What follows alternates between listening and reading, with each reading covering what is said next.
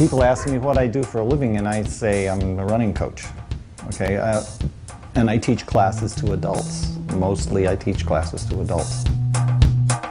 And then they kind of look and go, running classes for adults, where's that at? And I go, there's more adults running now today than ever before.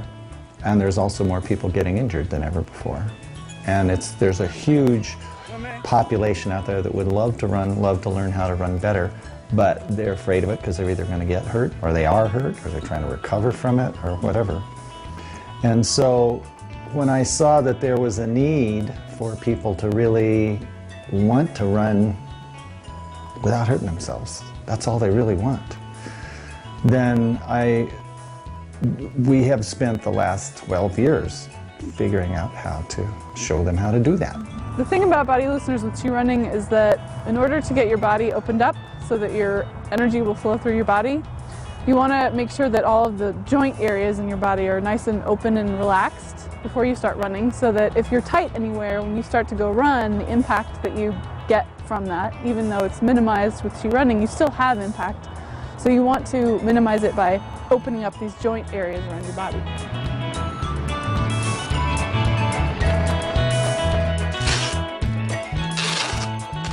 To let people know that there's not a limitation on what they can accomplish is a huge thing.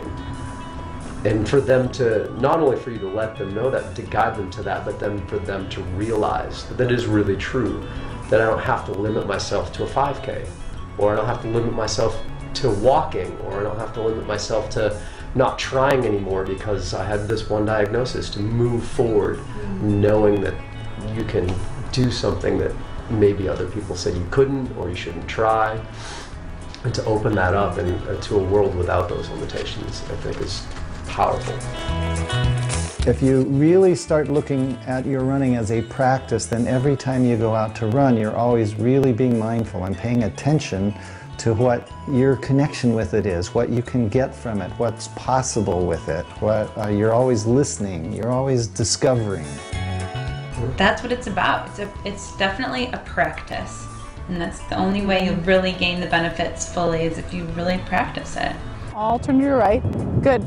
And then keeping your hips towards me, drop your right elbow down to the ground. A couple years ago, Danny did a presentation at the YWCA, and I didn't have anything to do on that Sunday, and I didn't have any idea what it was, but I got an email about it, and I thought, well, I'll go. And it was mesmerizing. I called my daughter afterward and said, you're not going to believe what you can do running. With running or walking, people just say, go do it. There's no instruction, and so a lot of people do even subtle things that are wrong that lead to a lot of injuries and discomfort, and it's nice to have that basic, simple information of how to hold your body, how to keep your form, how to make things easier and using less effort and help prevent the injuries. They say, this has changed my life. And so we've been really trying to figure out why it's so powerful, why it's so impactful. And you know, we have a couple theories about that. One of them being that we are truly born to run, and that we have this innate need to run, actually. We have an innate need to move.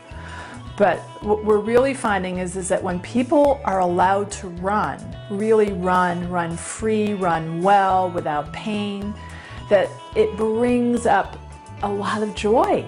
Make sure your weight's over that front foot, and then do it again. Start with your hips.